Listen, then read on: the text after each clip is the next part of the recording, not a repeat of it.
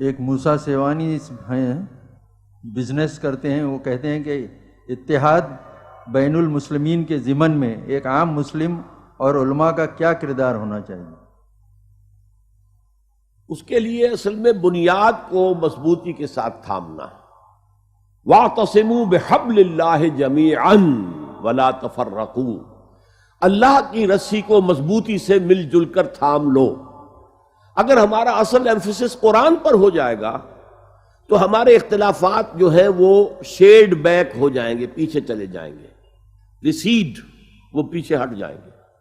جب قرآن پر ایمفیسس نہیں ہوگا تو سارا ہمارے جو فروعات ہیں، جو تفاصیل ہیں، ان پر ایمفیسس ہو جائے گا۔ پھر ان چیزوں پر کہ جو بنیادی نہیں ہے، ہمیں اس معنی میں فنڈامنٹلسٹ ہونا چاہیے۔ We should cling to the fundamentals of Islam۔ قرآن کو درمیان میں محکم پکڑو گے تو اس سے اتحاد پیدا ہوگا۔ ایک سوال ہے ڈاکٹر صاحب، ابھی آپ کے زبانی قرآن مقدسہ کی روشنی میں ناچیز کو یہ بات معلوم ہوئی کہ اللہ تبارک و تعالیٰ کے لیے کوئی غیب نہیں ہے۔ یقیناً اللہ عز و جل علیم و خبیر بذات الصدور ہے۔ سوال یہ ہے کہ نبی کریم صلی اللہ علیہ وسلم علم غیب جانتے تھے یا نہیں؟ مجھے آپ اس سوال کا جواب قرآن کی روشنی میں دے کر شکریہ کا موقع دیں۔ یقیناً حضور بہت سے غیب پر مطلع کیے گئے تھے، اور نبوت جو ہے وہ شیء از غیب ہی تو ہے، ورنہ عام انسان میں اور ایک نبی میں فرق کیا ہے؟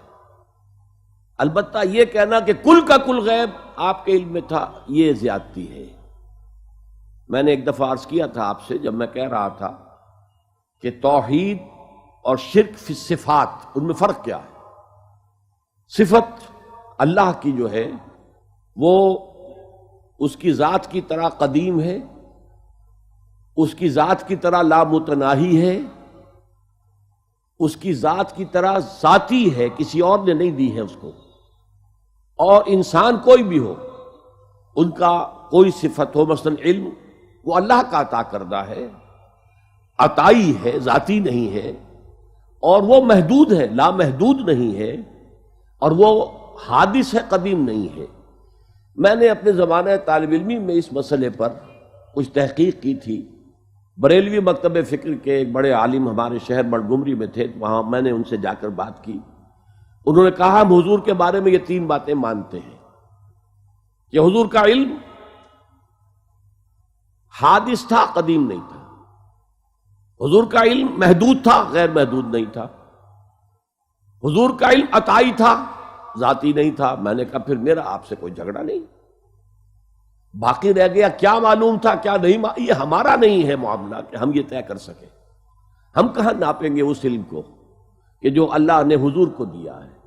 حضور نے تو آپ کو معلوم ہے کہ شب معراج میں جنت بھی سیر کی ہے، دوزخ کا بھی مشاہدہ کیا ہے۔ دنیا میں رہتے ہوئے بھی آپ ایک دفعہ نماز پڑھا رہے تھے، نماز استسقاء غالباً تھی، تو آپ ایک دفعہ پیچھے ہٹے جیسے کوئی سامنے سے خوف والی شے آ گئی ہے، اور ایک دفعہ آگے آپ نے ہاتھ بڑھایا۔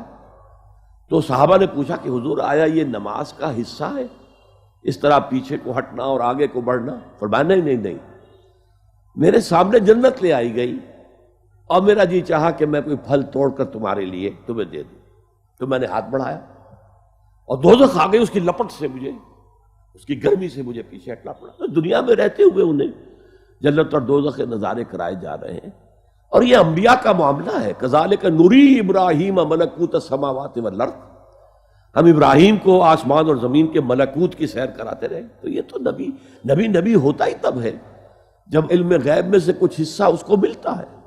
کتنا ہے یہ ہم نہیں کہہ سکتے، اور یہ ہماری اپنی حیثیت سے تجاوز کا معاملہ ہے کہ ہم تعین کرنے بیٹھ جائیں کہ یہ معلوم تھا اور یہ معلوم نہیں تھا۔ اس بحث میں پڑھنا غلط ہے۔ خليل بالقرآن هو إمامنا على هداية الله آمتنا، كلام ربنا هدايتنا، عطاء جبريل على رسولنا.